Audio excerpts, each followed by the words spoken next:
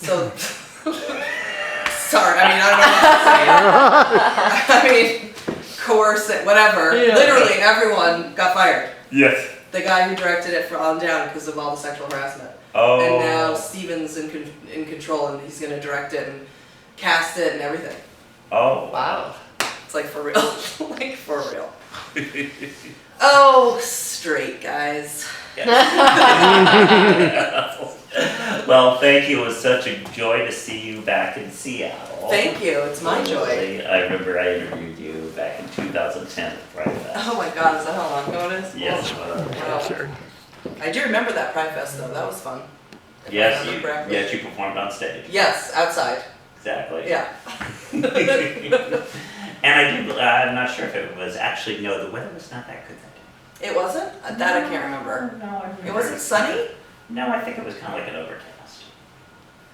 I can't really remember. I rember It some was an overcast with a glare. I was wearing my sunglasses. I can't. I mean, I can't keep any memories. I have no memories. I honestly, like from, I don't know if it's from traveling, from drugs. I don't know what it's from. I can't remember. I can't remember anything. Literally, wow. It's crazy. Well, since then you've been doing a lot of great work. I know last time I interviewed was when you were doing DTLA. Oh God.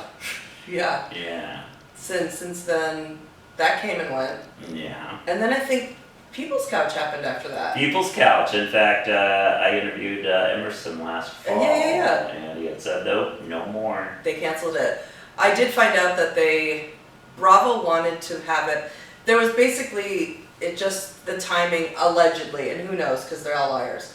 But between the production company and Bravo, something had timed out. And then the production company was going to go back to try and sell it somewhere else, but then their deal, everyone timed out. Everyone waited too long, and everyone wanted to do it, and then it fell apart. Well, it was a nice little breather from the Real Housewives. Yeah, we had a great time doing it. It was really, really, really fun. We loved doing it, Yeah. and the fans from that were really loyal, for real loyal, because then we went on and did Vanderpump. Yes. And then we did get to host the New Jersey's Housewife premiere. Oh, wow. And it was amazing. And we were at Melissa Gorga's house. Yes. And we met Teresa. And just they couldn't have been nicer. Right. Honestly, they could not have been nicer. Literally, Joe Gorga was like, here's some food, have some food. The spread of food, they had made. Right. So, it was a good run. It was fun.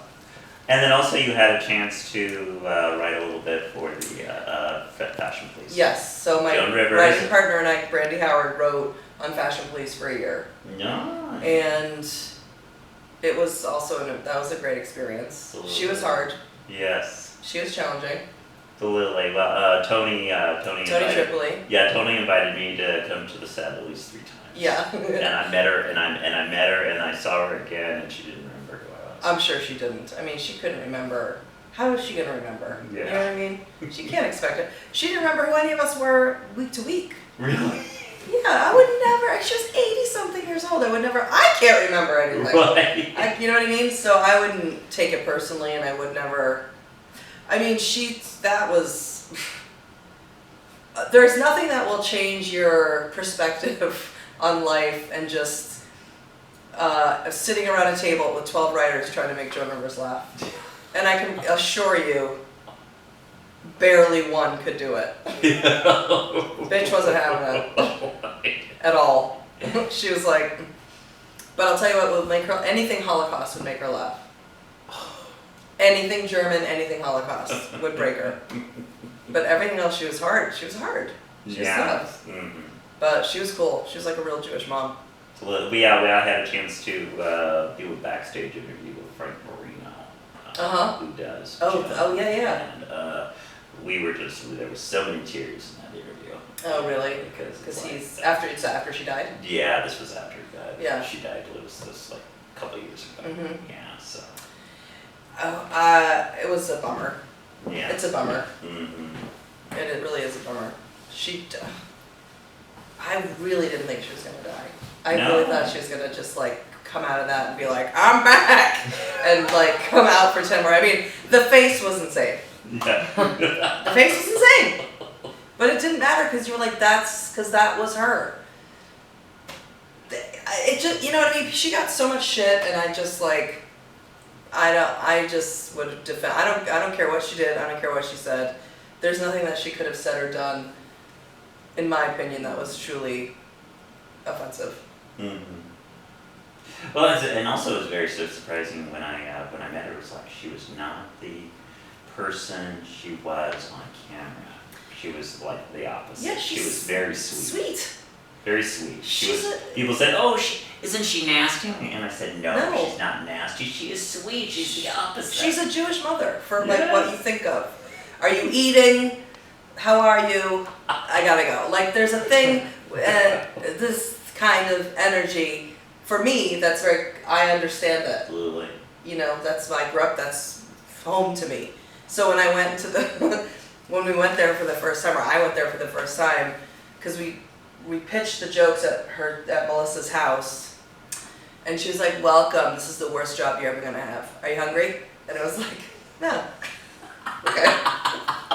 This is good. This is good. What was the greatest thing you learned From her? from her?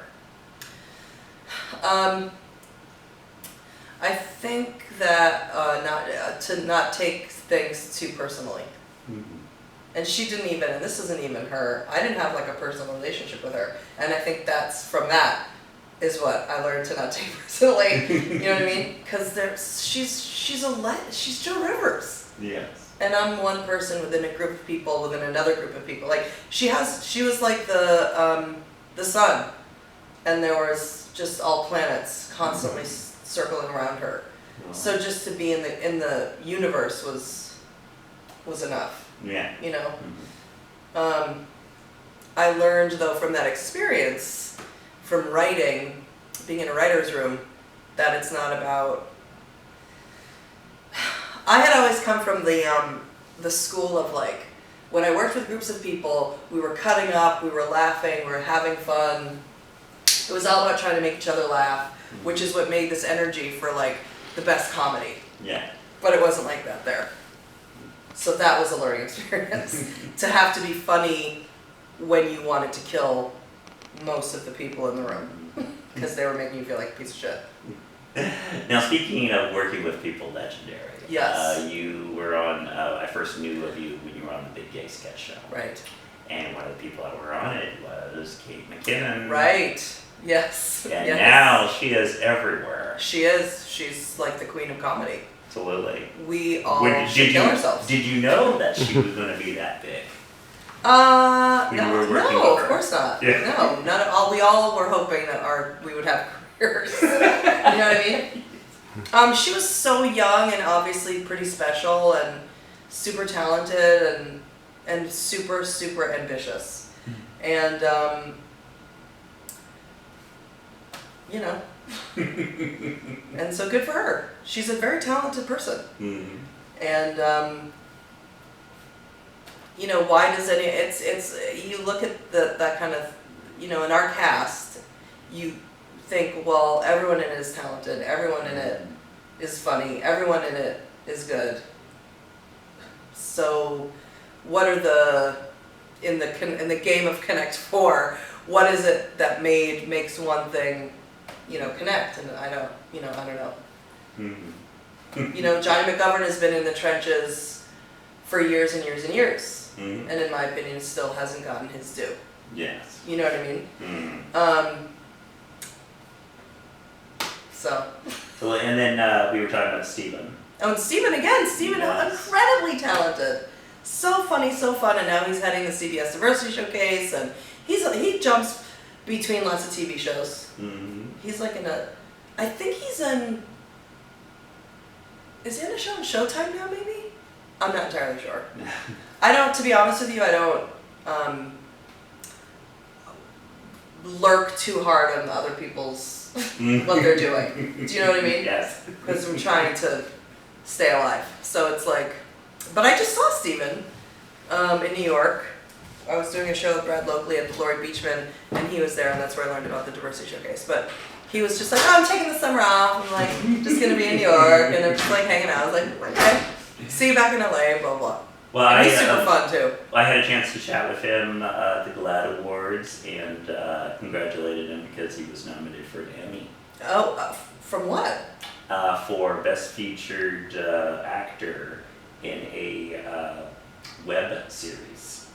Oh. For the East Siders. Did they get what, Emmys for that? Yes, the East Siders. I had his role on the East Siders. I don't know what the East Siders is. That's the it was by Kit Williamson and Van Hansis.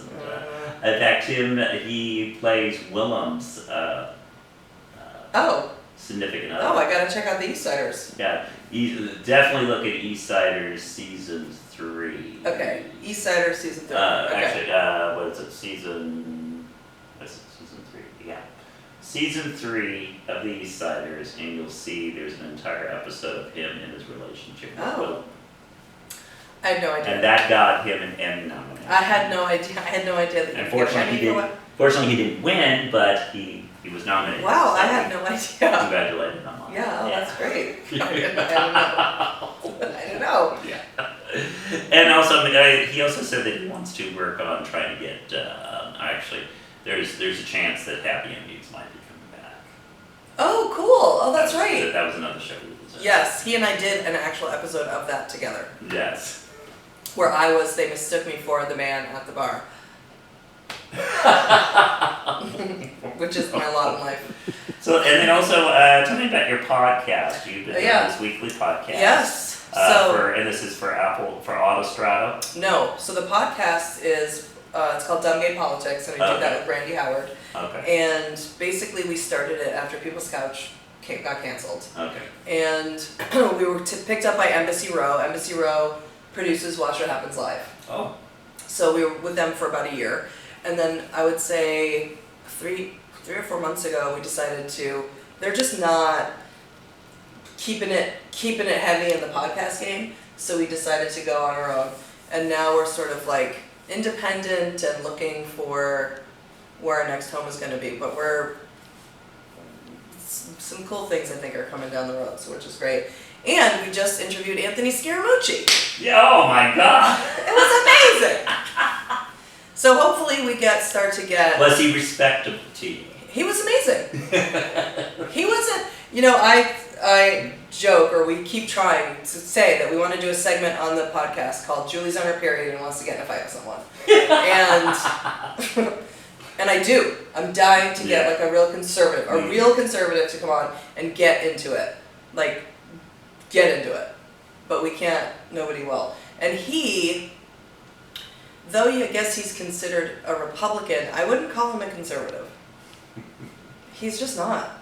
And he was nice, and he's pro-gay, he's pro-choice, he's liberal. Wow. But he's rich. Yeah. And wants to go where the power is. Right.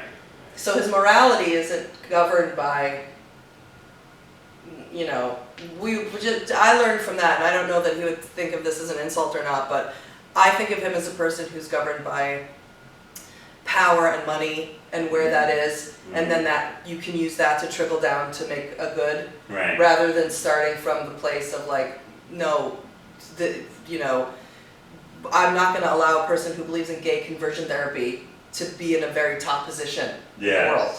That person doesn't get a seat at the table, but he just doesn't see it like that. So it was pretty interesting.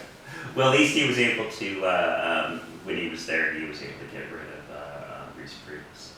Yeah, exactly, and he's actually pretty honest. He's like, I hate that guy. He's a liar. They're all liars. I like him. I don't have a problem with him. I think he's pretty authentic, and I do think he actually means well. Right. Whether or not you agree with it or you think it's actually doing the good. Yes. I don't know. You know what I mean? But it's not like if Mike Pence were to come in and I'd be like, okay, fuckface, what do you want to, you know what I mean? I would have no time. I have no time. Right. So I'm waiting for a person like that to come on and like get into it. Someone who likes hunting, someone who's pro-life, someone who's afraid of gay people. Like, bring it. Bring it. Yeah. People don't want to, I don't know.